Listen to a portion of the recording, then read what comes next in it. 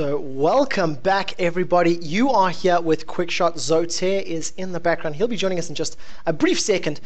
We are, of course, getting into the last game of our round of 8. This is the Fnatic Raidcall Cup number 3. $1,000 on the line. Winner takes all. Let me quickly bring up the screen. You can see we are into the bans and picks. It is Eclypsia versus Millenium. So two French sides are going up against one another. I just want to quickly show you where you can see the bracket, where you can see all the information about the games. Fnatic.com. It's that simple, guys. Head over to the page, check it out. I think our bracket has most likely been updated, and it has. So the winner of this game is actually going to take on Fnatic Raidcall, and Mega Shock versus Game Hoppers tomorrow will be semi-final number 2. And we're into bans and picks. Zyra, Uri, and Karthus removed from the pool. I wonder if Eclypsia were watching that previous game, Sotere. Quite possibly. But as I mentioned, Zyra, yeah. And as you mentioned as well, Zyra considered very, very strong amongst the elite players. We did see, wasn't able to pull through the last game, but had a really great starting. I think was at some point about 7-2 or thereabouts until ending the game 7-8.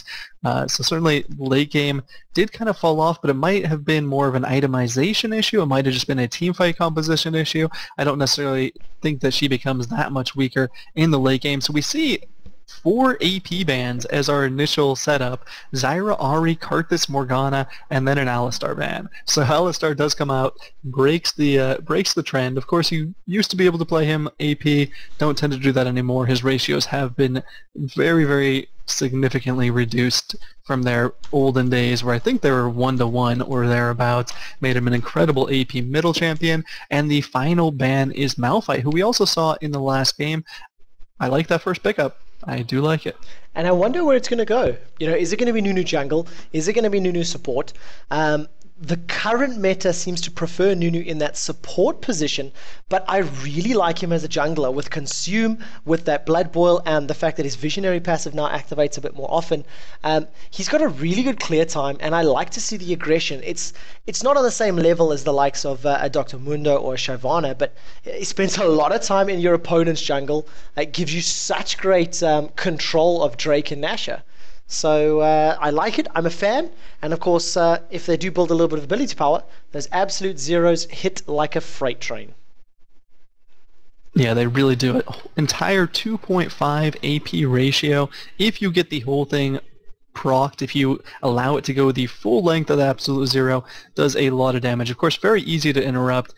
Sometimes Nunu will die before the end of it, so that is certainly a disadvantage to it, but can be very, very strong. We have seen Cyanide playing him in the jungle, and on the other side we see a quick Shen pickup and a Graves pickup as well. So Shen, that is not an incredibly surprising pick, still very, very strong. We see him banned a lot of the time. But I feel, not quite a strong top lane, does get outlaned by a lot of people. So if you can deal with his laning, do you want to put him in the jungle? Well, I wouldn't want to put him in the jungle, especially against Nunu, and a Nunu who appears like they will be going in the jungle because, of course, now we have a Sona pickup along with Orianna for Team Eclypsia. I wonder how they want to play this in terms of the Shen with the rework on the Ionic Spark. It's an item I love seeing on that champion, and it works so well. It just makes that split pushing strategy and the ability so much stronger and so much more effective.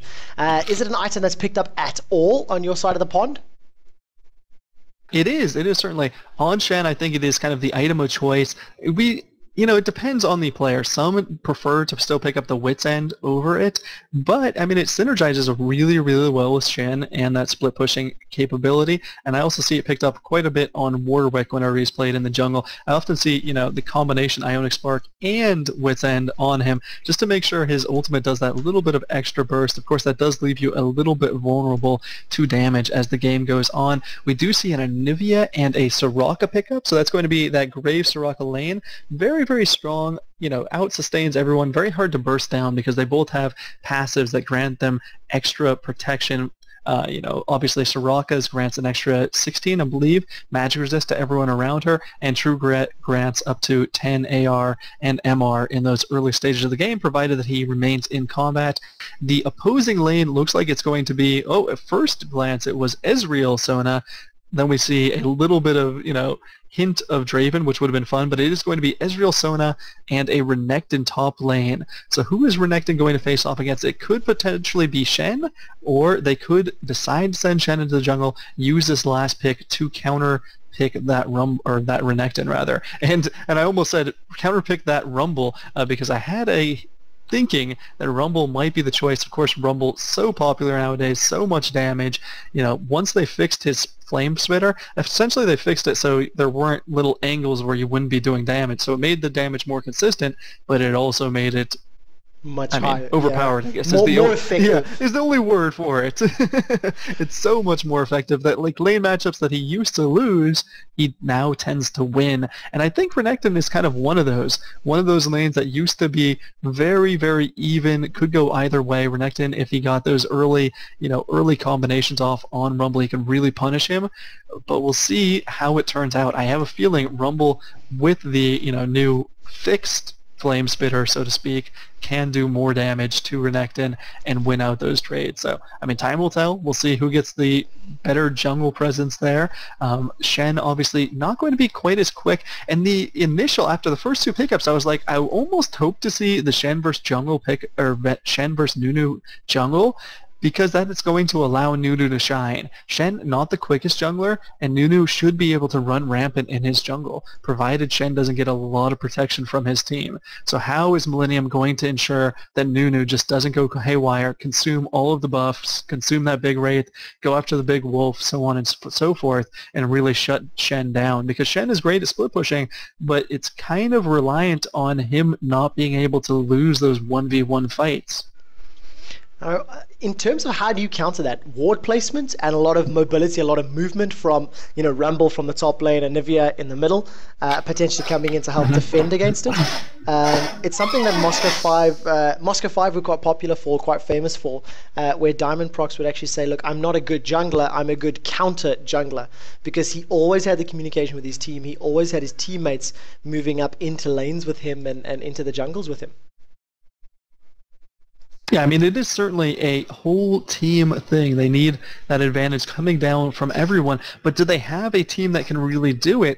Nivea can get bullied around early on in lane, especially by someone like an Orianna, who has a great early laning presence. Now, Rumble probably can remain equal with Renekton, probably can respond just as fast as Renekton can, and might be able to, win that lane, but there is a weakness coming out from that middle lane. I feel like there's a weakness, and that means that Nunu's going to be able to go into that top jungle, in particular go to race, and not worry too much about getting caught out. I don't think he has to worry, necessarily about dying if Orianna keeps that lane, pressed up, keeps the lane in a steady position where she can definitely get to Nunu quicker than Anivia can, and especially just keep track of Anivia. Make Anivia have to farm closer to her turret, so that she's going to be afraid to lose out on farm.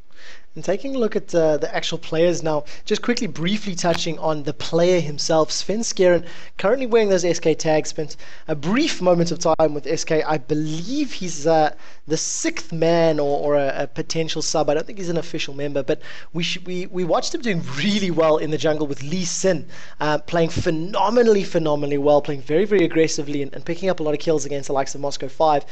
Lee Sin was available for pick, but decided not to go with it and instead has played Shen. So it's going to be interesting to see whether or not he plays Shen to the same level of that Lee Sin. If we looked at the top, we looked at the jungles. What about this bottom lane now? Ezreal Sona, I'm a fan. I really like the combination. The fact that Ezreal is going to be able to get the benefit of the additional attack damage as well as the additional ability power from Sona's chords. Facing off against Grave Soraka, which is a lot more of a defensive lane. It can sort of go either way, but early game, we should see Ezreal Sona getting the early poke advantage and the early damage advantage. Yeah, they should, I mean, especially at levels 1 and 2. They have a huge advantage over Soraka. Soraka's Astral Blessing is going to have a 18-second or thereabouts cooldown. It's only going to heal for 70 health. And the armor it gives is not going to be super substantial, only going to last, I believe, 3 seconds now, down from 5 seconds, was recently nerfed. Those numbers might be a little bit off. I'll have to check into that later. But it's certainly a big advantage early on from Ezreal Sona. What they can't afford to do, though, is lose those trades take a lot of buckshots to the face because the lane can turn around and the sustain is eventually really going to favor that Soraka-Graves pairing. So they're going to have to be conservative with their mana early on in levels. Otherwise, once they get to level 5 or thereabouts, it is, certainly a potential thing that, they have to worry about where Sona and Ezreal can run dry on that mana, and then suddenly they can't poke back, they can't fight back these trades, and they will eventually lose out on that lane. So a couple of things I have to keep in mind, conserve mana and go back to base when they find that they have a really great opportunity where they're not going to lose out on too many minions to, revamp, get those extra items, and refill their mana bar. So let's take a look exactly how this plays out, guys. We are into the loading screen. In actual fact, mine is at 100%, but the game is a little bit stuck. So let's give that a second. Hopefully that'll load in very quickly. In terms of the skin war, it is a tough one, but actually, no, it's not. Demolisher Nunu facing off against Noxus Hunter, Warlord Shen, and Mafia Graves. I'm afraid that Millenium have to be victorious with the skin war this time around. Yeah, there was a Frosted Ezreal. I mean, that's worth noting, but 3-2 in Warlord Shen is a great skin. The Hunter Anivia, also a great skin. And Mafia Graves, probably my favorite Grave skin as well. So 3 really strong skins against, one strong skin and a, kind of a classic skin in that Frosted Ezreal. Not the best of skins, but not bad. I mean, something to go for.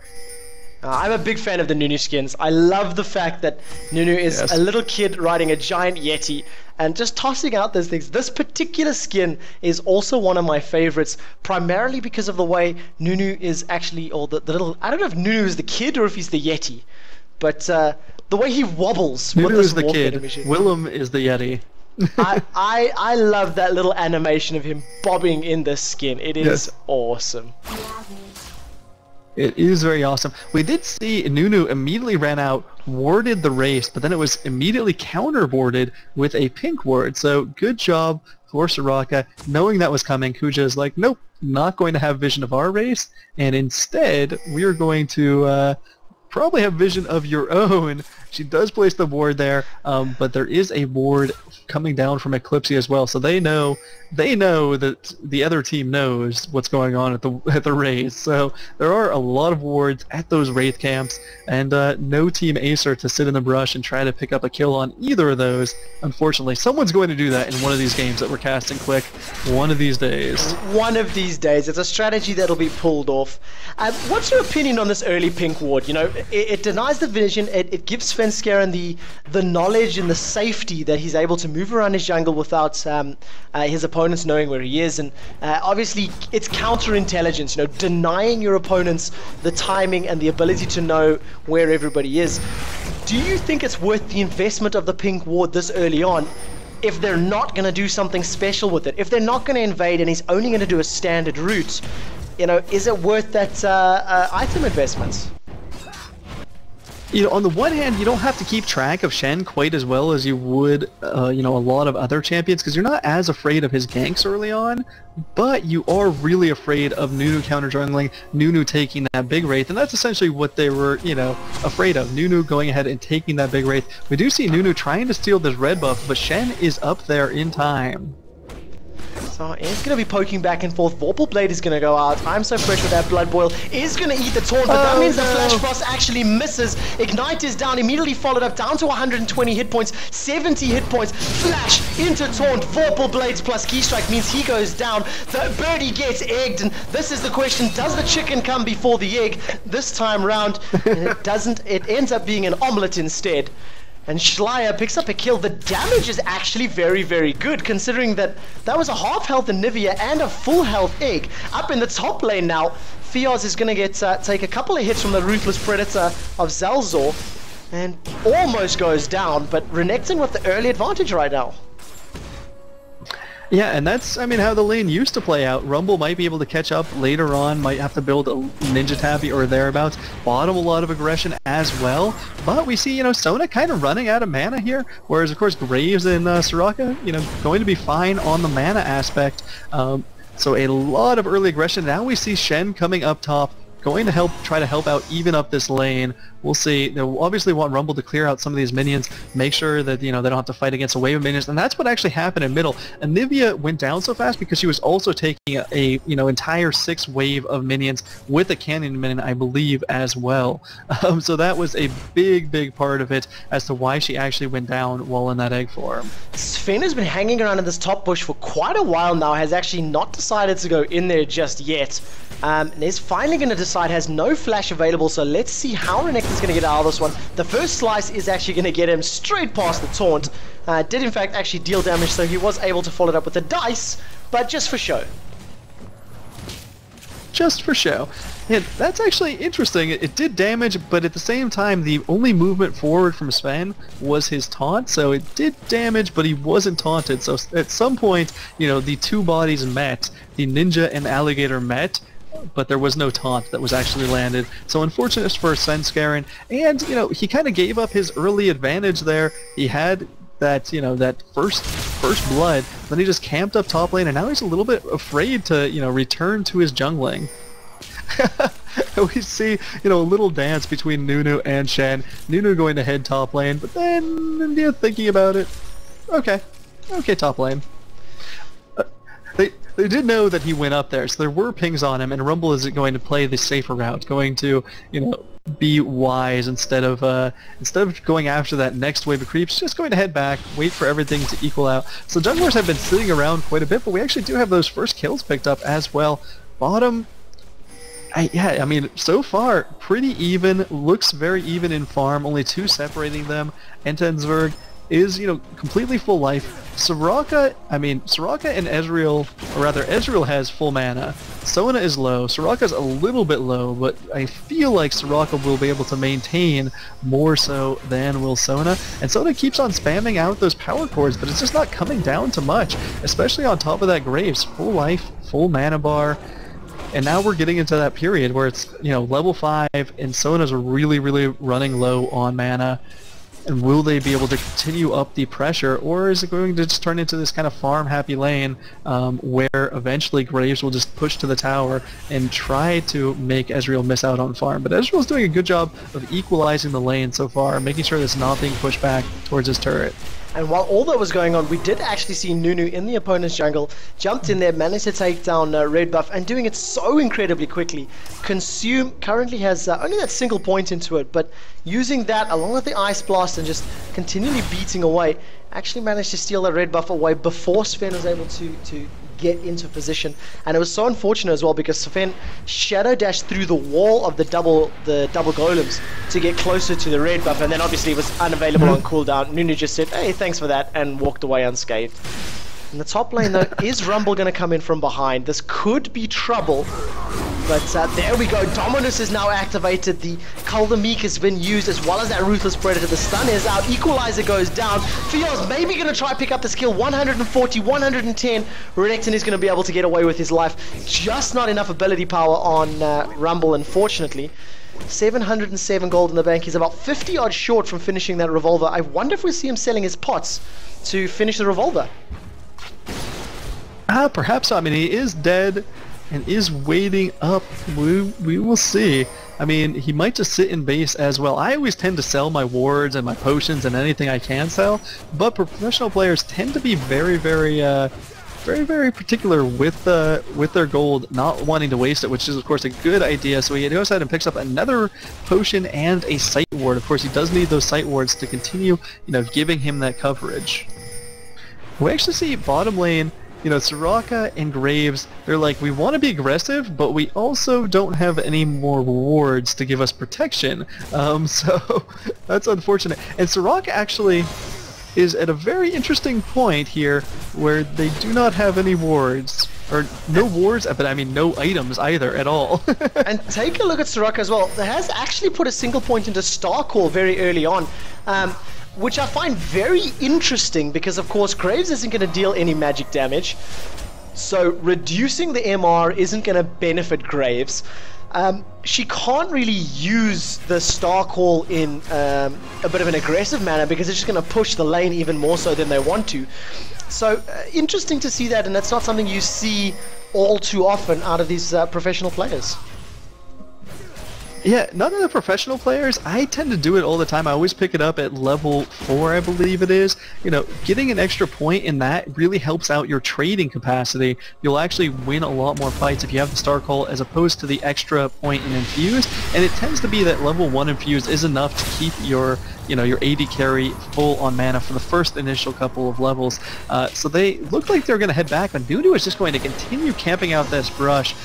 And Entensberg is going to be okay. He's just going to quick draw away, throw down that smoke cloud, so the aggression does not come to be anything big, and yeah, they're just able to back out with really, really careful play.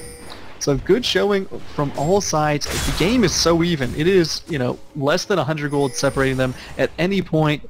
And we do have Shen still level 5, you know, a little bit falling a little bit behind this Nunu, who is at level 6 and, you know, continuing to clear camps pretty fast. But, you know, Shen will hit level 6 and then will be a really big presence in any lane that does attempt to get ganked. And in the top lane, Rumble has been having a bit of a field day against Renekton. Every time he goes in for an engagement, every time he goes in for a poke battle, Renekton comes off second best, but it's not showing in the farm. So credit has to be given to Zalzor, who that even though he's been on the back foot, even though he's been defending, he's still picking up as many CS as is possible. And an early BF sword coming out of Graves. I mean, 10 minutes in, BF sword and that single Dorans. Let's see how that plays out. I have seen Graves doing that, going for the early BF, even against an Ezreal Sona. And the burst from both of them, you know, with a full combination, tends to be enough to kill Graves. So it is a little bit worrying. Sven, not level 6 yet, is going to just Shadow Dash through the wall to safety. We did see that also Lamia picking up that early BF sword. It was on Tristana, but then, you know, if you don't pick up those initial extra health items, for instance, you know, Ezreal at this point has 1360 life to the 1150 of Graves.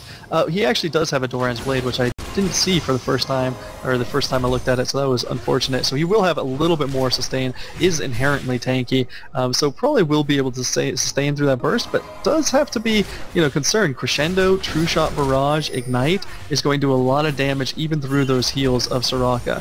Especially if they're able to get a Crescendo onto both Graves and Soraka.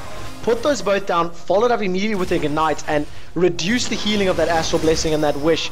But look, that's the damage I was talking about. That Hymn of Valor, Mystic Shot, Essence Flux. Crescendo actually gets dodged by a beautiful flash. The Ignite is down on Entensvag. Buckshot goes up, but he's going to be very, very careful. One more Mystic Shot would have been enough.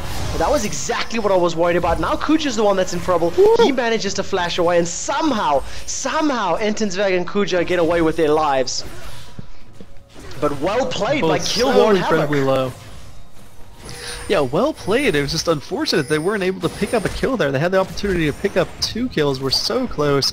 Had that Crescendo landed, certainly would have been a death on Graves. I mean, I'm speculating a little bit. Oh, wow. Look at I'm so fresh.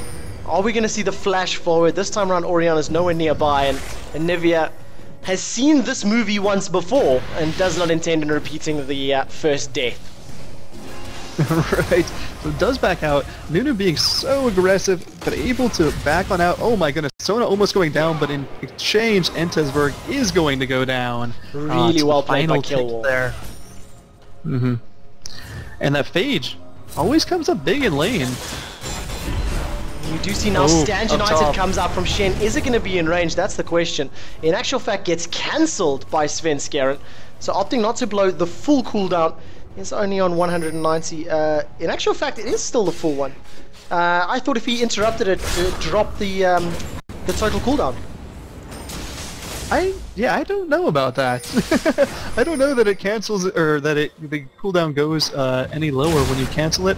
That could be something I'm just not aware about. Certainly doesn't mention it in the skill setup. So right. Then I'm dreaming it. So ends up blowing that one, cancels it, stays in the jungle as opposed to displacing himself. But Stand United for a flash. In terms of the timers, Stand United will be available before the flash will be. So not totally unhappy trade. And then we do see Eclypsia starting the dragon. But we do see Anivia, Shen, and Graves are very nearby. There goes the command attack and the dissonance. Schleier's got to be very, very careful not to get caught out by a good taunt. And Graves is now the man that's on the back foot. But Millenium have at least turned the people away. Turn the people away from Dragon.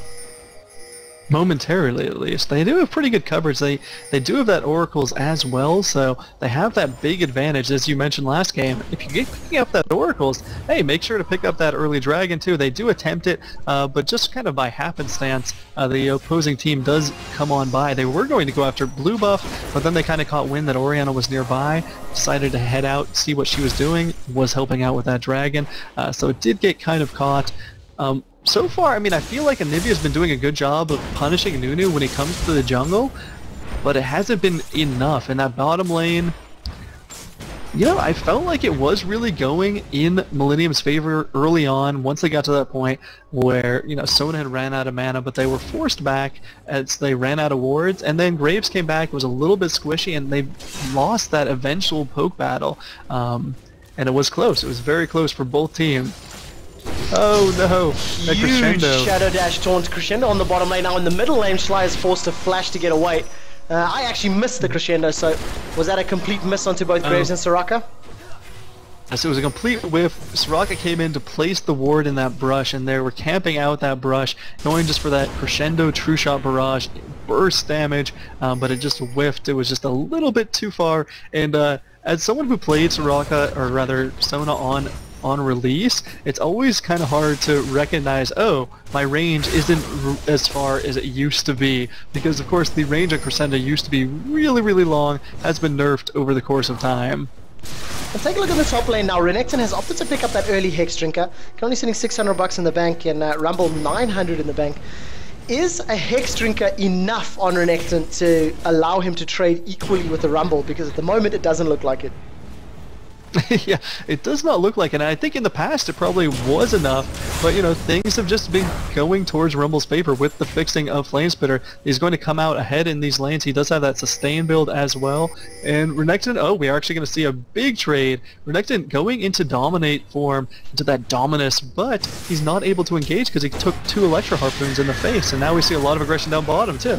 Yeah, huge aggression. Soraka Graves committing onto Ezreal while all of that's going on. Oh. The Schley has been jumped on. In the top lane, Fio's down to 40 hit points. Somehow manages to get away, but he still has the equalizer up. I don't know if he's going to play with his life and that Hextech Revolver though. Potion is ticking away.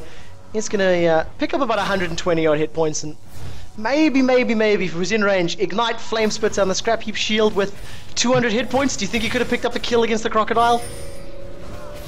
It would have been close. I think he probably would have picked it up. Of course, you always have to be worried about getting in range of that Crocodile. They will get Ruthless Predator in the face, and you'll just be stunned and go down, and the Predator and the Crocodile will, of course, be able to sustain a little bit with his Call the Meek. So you don't want to, you know, get into those really low-life exchanges with Renekton. You tend to come out on the wrong side of those. And I think what he did was a really good idea. You know, use the Equalizer to farm up. The cooldown's really low on that. It's up in 45 seconds now. And he still has his Ignite in the bank, so he's going to be able to win the next exchange with Renekton, most likely. And now we do see that Havoc and Killwall pushing forward. They don't know that Sven is here. Crescendo goes out and completely misses, but a beautiful flash manages to get out of range of the Shadow Dash taunt as well. So Havoc 24 keeping himself alive, flashing away from the CC exactly as Soraka flashed away from that Crescendo. And the flashes from these teams have been very good so far, keeping themselves alive, keeping themselves in a position where they don't give up more kills than they need to. And we actually see Millenium is going to transfer that into the first Dragon of the game. Nunu back at base. Renekton still top. Oh my goodness, that was actually pretty close on that True Shot Barrage. And ends up hitting a lot of members of the enemy team, but will not take that Dragon. So we do see Millenium, I think, pulling their first lead of the game since that initial first blood. They are about 500 gold up thanks to that Dragon. As we mentioned numerous times, it is very close still. Game going pretty, you know, stellarly close, and now Fio's very caught out here. Is gonna eat Call the Meek. Shockwave doesn't even go off, or maybe it was actually the damage of the Shockwave that picked up that last hit, but just melting the hit points. Ruthless Predator holds him in place, allows Orianna to deal all of her damage with that ball of hers, and unfortunately Rumble, with the Hextech Revolver and a KG's lucky pick, not enough hit points or survivability to last longer than a second. Right. Not even, not even worthwhile for Shen to go in there with his ultimate, because of course it probably would have got cancelled out by virtue of doing too much damage. The shield still only level 1 and a level 7 Shen, so Shen falling behind pretty significantly in the jungle, but that shield only 250 life. We see more aggression here on Anivia. And Anivia just Crystallized, going to get everyone out of dodge. Yeah, not enough mana there, Go ahead. Was considering going for the fight, but unfortunately with only 200 mana, admittedly that Chalice is ticking away with 40 mana per 5 seconds, but it's just not enough right now. And interestingly, Orianna actually opting to finish Athene's first, and we do see the Ice Blast lands into Sven, but he's just going to be able to Shadow Dash through the trees and get to safety. Yeah, but it means they're going to lose this blue buff right after losing their red buff. So really great counter jungling, that Oracle running around, great ward coverage from Eclypsia. And, just a moment ago we're like, oh, Millenium, took that dragon, really finally pulled ahead, finally got an advantage. They had a, 500 gold advantage, but that's been completely swapped around. 1300 gold advantage for Eclypsia, taking down that top turret, moving towards mid, taking that down, stealing red buff, stealing blue buff, and now going after the bottom turret. So, everything, it's like a well-oiled machine, that demolisher Nunu just demolishing towers, saying push, push, push, push, push. And that's why I love him. That's the only thing I can ever think of when I'm playing Nunu. Push, push, push, push, push. Well, let's have a very quick look at the farm right now. 213 CS on Orianna, only 175 on Anivia. Ezreal down the bottom lane, 192 to 176 of Graves. In our top lane, 143 Renekton to 138 on Rumble. Even though Rumble's had a little bit of an easier time against Renekton, kept him on the back foot, kept him under control, it hasn't actively affected the CS. And if you consider all the time that Nunu has spent counter jungling, he's only 6 CS behind Shen right now. So kudos to I'm So Fresh on that push, push, push Nunu, because he's playing him very, very well. Yeah, he's playing him well, and he's behind in, the number of CS, but he probably has been taking the bigger ticket items. He obviously has been picking up those double buffs. I mean, he did get caught out for first blood, so I mean that potentially could have, caught behind a number of other champions, but Nunu's been doing fine even with that early advantage. Picked up the experience advantage pretty significantly.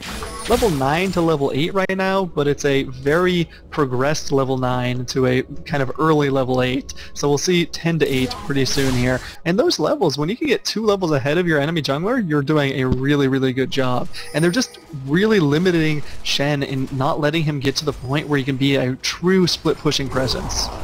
Dominus has been activated now. Archegod Absolute Zero is going to be cancelled out from a very nice Flash Frost. Going to carry on chasing down. Archegod is going to get egged under the tower. Crescendo goes out, immediately followed up by the True Shot Barrage. And the Shockwave, in fact, picks up the second kill. Dissonance managed to take Shen out. And Eclypsia, wow, with a huge play in the middle lane. Taking a tower for a couple of hits, but they melted the 2 hit bars of Archegod, and Svenskeren was able to get taken out at the same time. Stand United is available though, so if we see him respawning, he can probably jump onto that one, and Equalizer used just to defend the tower there in the middle lane. Yeah, Equalizer and Ignite was used on top of Renekton. Actually, I thought Ignite was used, but apparently... No, actually it could have been used by Entensberg there, but I was actually a little bit bugged as the graphic on Renekton was staying up a really long time, far past Ignite was on, so it potentially was on there from beforehand. Too, just looking at the cooldowns, it looks like Graves might have used it in that battle. Take a look at Orianna. It is 22 minutes in the game. Athene's Unholy Grail is completed, Rabadon's Death Gap is completed, and a Giant's Belt. Orianna fears no evil, does not need movement speed. What's her base with Boots 1 right now and the Quints? Only 357 movement speed, but 400, 240 CS, and just clears that raid camp out. 1 auto attack, Q, W, and plus 30 odd gold. Yep, and it clears out that minion wave similarly easy. So great item build so far. I don't know what that Giant's Belt is going to be built into. It tends to be, a Rylai's Crystal Scepter for most AP middles, but that wouldn't be one that Orianna necessarily needs. Of course, she does have the slow coming down from Command Dissonance, but it might just be that little extra life to keep her alive. Obviously, you know, a Giant's Belt is going to help, you know, reduce the damage. Not reduce damage, but help soak more damage. And it's kind of one of the more effective things, especially if you're worried about getting ignited or a lot of true damage coming onto you. We are seeing Eclypsia set up for this second dragon of the game. They did not get the first one, but they did know the timing. And it looks like, you know, Nunu and Ezreal are going to duo that, while everyone else just, you know, keeps a very forward position here and ensures that no one's going to go ahead and interrupt it. And the attack speed on Ezreal is so high. 1.9 attacks per second. Once Blood Boil is thrown onto him, and he gets all of those stacks of his Rising Spell Force. So, you know, couple that with the Trinity Force procs with the Sheen and the Phage, and it's really high. He's going to land the stun there onto Sven Skjeren from Renekton. Let's have a look at his items really quickly. Phage, Pickaxe, and that Hex Drinker completed. So maybe he's starting to work towards one of his big tickets items. Crescendo goes down. Archegod gets deleted. Shockwave managed to pull Sven and Fios forward. They're immediately on the back foot. Yet another double kill for Orianna. Entensvag is going to be able to take Sona out in the background, but while all of that is going on, we do see another engagement over on the right-hand side. Now Graves 1 versus 2. The Command Protect is way too strong. And another member of Millenium go down. In the bottom lane, we see I Am So Fresh and Kill going up. So that 3 versus 3 ends up going in favor of Eclypsia so high. And I'm So Fresh, and now we see, there goes the Arcane Shift, Mystic Shot, Essence Flux, and a couple of auto attacks. Even through the exhaust, Kills rumble, and you hear the whee as he flies into the air. Whee. Yeah, Eclypsia really showing their strength here. I mean, was that a 3v3 or was that a 3v5 that really just happened there? I don't remember where Soraka was on the map, but certainly did not go incredibly well, and now Millennium's like, okay.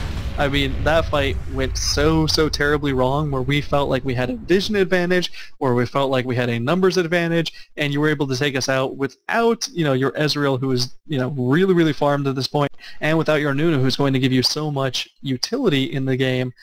So they do decide to give this one up and bring a close to our day. So GG, Eclypsia advance into the next round. They will be facing off against Team Fnatic Raidcall in a best of 3 tomorrow evening, probably kicking off at, I believe, 6 p.m. So ladies and gentlemen, that is wrapping up the games for this evening. Myself and Sotere are going to be back tomorrow 1800 CET, or CEST, Central European Summertime. Sotere, have you got a couple minutes to kill so we can answer a few questions on Raidcall? Oh, absolutely. All right, great. Well, guys, I'll tell you what we're going to do. As the games are over for the evening, I'm going to throw up a very quick advert break. So we'll be back in 3 minutes' time. I'm going to have something to drink and just finish up my dinner. And then myself and Sotere will be on Raidcall. If you'd like to actually join us, all you're going to do is head over to raidcall.com, install the application, and we're going to be on room 113714, Leet 14. Come jump in that one. I won't answer questions for 5 or 10 minutes' time. Alright, hey guys, I need to go grab something to drink, so I'm going to mute my microphone for a few minutes, grab some cola, and I'll be back in just a moment.